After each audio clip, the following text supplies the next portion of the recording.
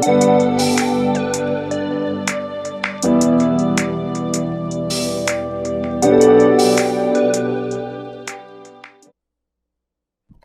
folks, in this video we're going to go over the concept of inverse functions. So how do we know if we have an inverse function? So what's the definition? Let's start there. So two functions are called inverses if the domain of the first function is the same as the range of the second function, and the range of this first function becomes the domain of the second function. So all that is just to say, listen, when the domain and the range are flip-flopped or switched, that's when we have inverse functions.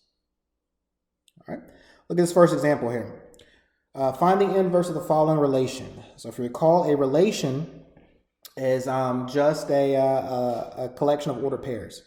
So we have three ordered pairs here, 0, 3, negative 2, 4, 1, 6. They want us to find the inverse.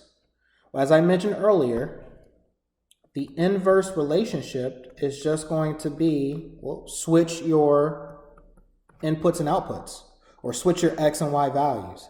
So the inverse will be, okay, so 0, 3 is the initial ordered pair. The inverse of that's going to be 3, 0. The next ordered pair should become 4, negative 2. And then lastly, 6, 1.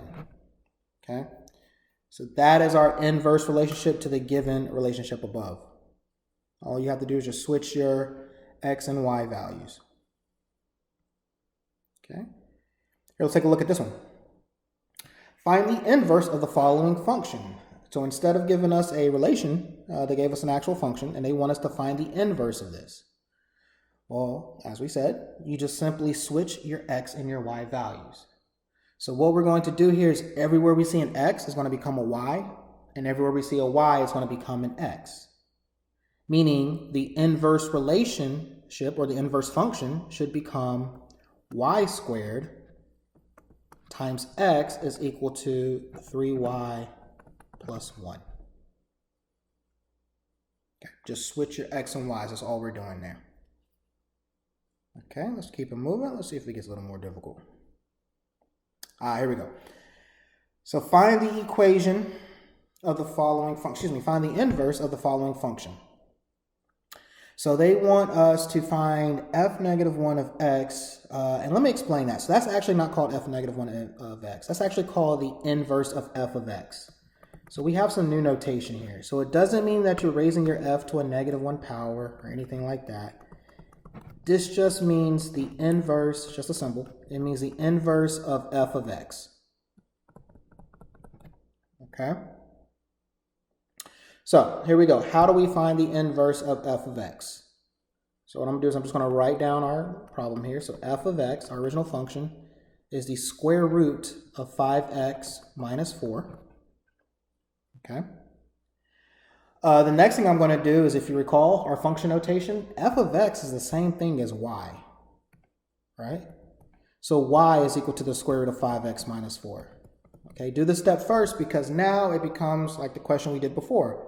Now all we have to do is switch our x's and y's. Everywhere we see a y, it becomes an x. Everywhere we see an x, it becomes a y. So x is equal to the square root of 5y minus 4.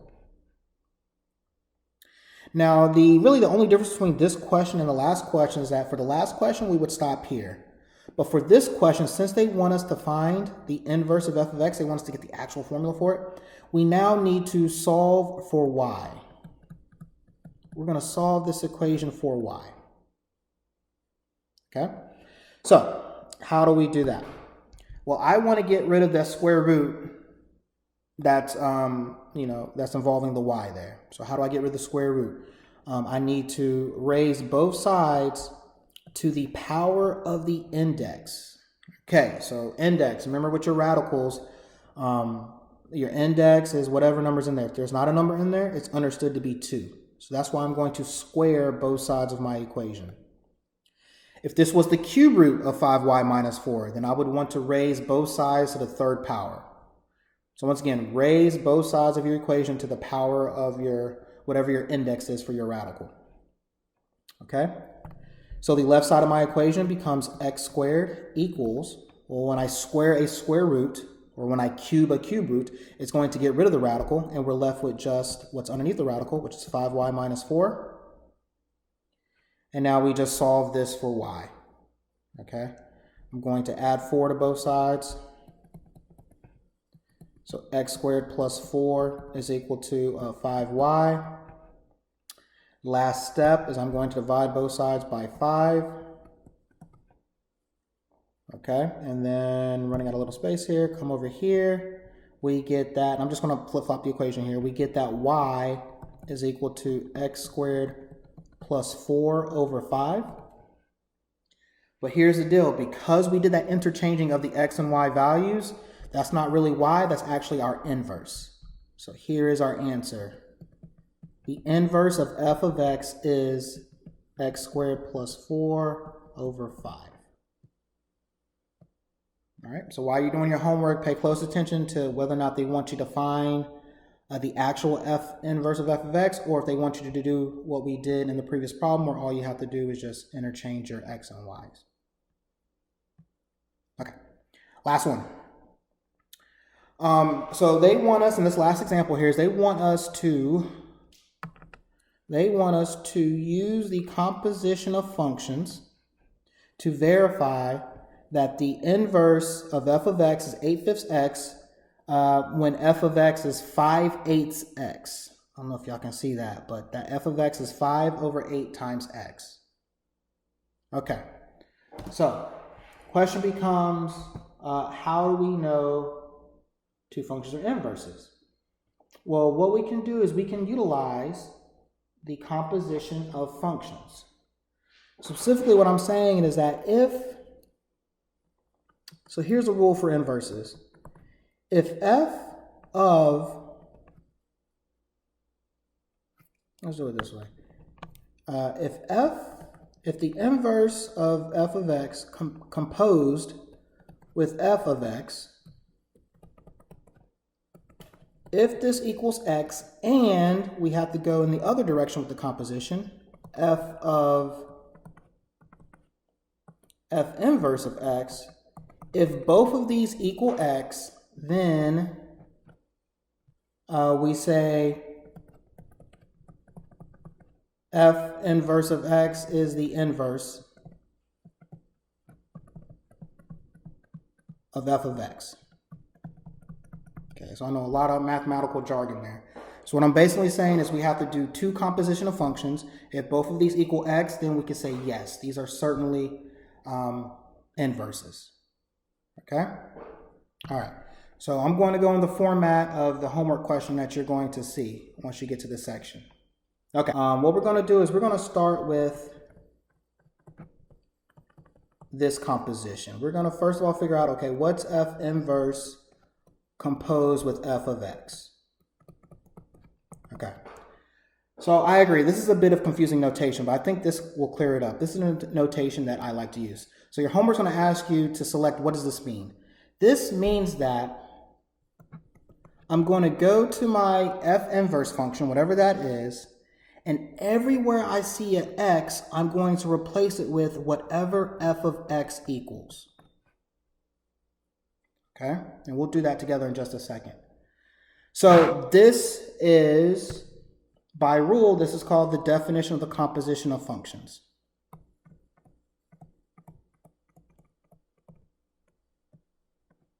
Okay, that's what it means to compose those two functions. So this is the definition of the composition of functions. Okay?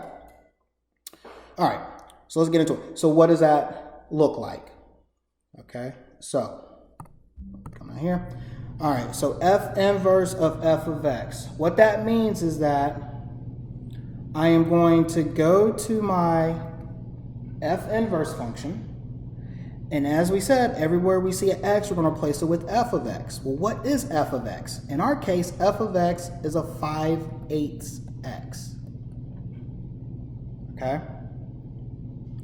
And so what this step means, it's going to be following along with the homework, what this step means is that we're going to substitute everywhere we see an x, we're going to substitute in that f of x, which we said was 5/8 x. All right? Okay. So what does that equal? So remember, if you can come up to the top here, remember f inverse of x is an 8/5 x. So that means that if I plug in a 5/8 x into x everywhere into that equation, we're going to look like this. Okay? So we're going to go to f inverse of f of x, and we're going to have 8/5.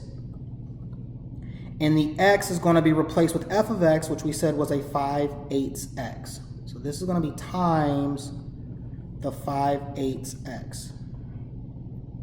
Okay, what do we just do? We replaced, in that inverse function right there, in the f inverse of x, we replaced x with f of x, which was a 5/8 x. That's what we did. So it's going to be 8/5. Think about it. If I asked you to find f inverse of 0, what would you do? You just plug in 0 for x. F inverse of 1, you just plug in 1 for x. Same type of ball game. Just plug in our case, a 5/8 x into x. Okay? And so when you get to your homework, they're going to ask you, okay, what did you just do there? Well, what we just did was we had to use the fact that f inverse of x was an 8/5 x. Okay? All right, and then lastly, now to clean this up, we know that 8/5 times 5/8 times x, that's going to equal, well, just a 1x. Why is that? Because we can cross cancel. We can divide these common factors. So then we get an answer of x, and how do we get that? We got that because we were able to divide the common factors. Okay. So we're halfway home. So remember, we need both. We need both of these to be true. We need the first composition to equal x, and we also need the other composition to equal x.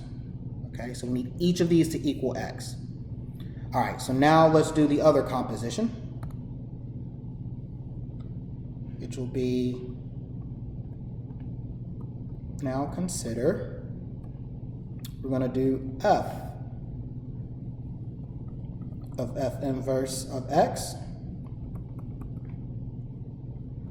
Okay. And so what does that equal? Well, that's going to be, now we're going to be working with f. We're going to go to f of x, and everywhere we see an x, we're going to replace it with whatever f inverse of x equals. Once again, we do this because this is the definition of the composition of functions. All right. Okay, so what does this equal? This equals, okay, so now we're going backwards this time. So f of x is 5/8x, 5/8 x. So what that means is, so f of x is 5/8 x, and f inverse is 8/5 x. So what this means is that we need to calculate f of, and we're just replacing the middle with its equation, f inverse of x is 8/5 x. Okay? Once again, this is via substitution. We're just going to substitute f inverse of x equals 8/5 x. All right? There we go. So what is that going to look like? So now this time, let's actually come over here first. This time we're going to be using the f of x equation. And f of x was 5/8 x. All right? If you remember, f of x is 5/8 x. So that means that we're going to have 5/8 times x, but x gets replaced by 8/5 x, because that's our inverse function there. Times 8/5 x. Okay?